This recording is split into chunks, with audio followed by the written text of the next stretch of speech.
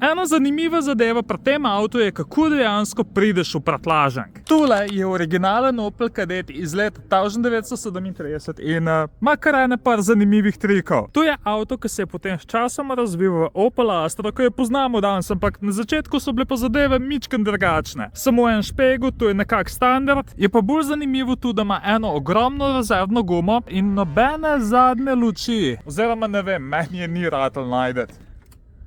Bam. Ne vem, če sem se že kdaj usedel v tuk star avto, tako počutim se kot mafic. Noter bi človek rekel, da je kar osnoven. Je pa zanimivo, da greš števc do 120. Prebral sem, da je Kadett v bistvu mičken manjša Olimpija, za katero sem pa tudi že slišal iz Tintin stripa, če si moraš misliti. Je pa zelo zanimivo pri tem avtu, kako priješ do prtljažnika. V bistvu je čisto simpel, prekucneš spreden zic, prekucneš zadnji zic in to je to. V tistih cajtih je bil standard, da si do prtljažnika lahko dostopil samo z notranje strani.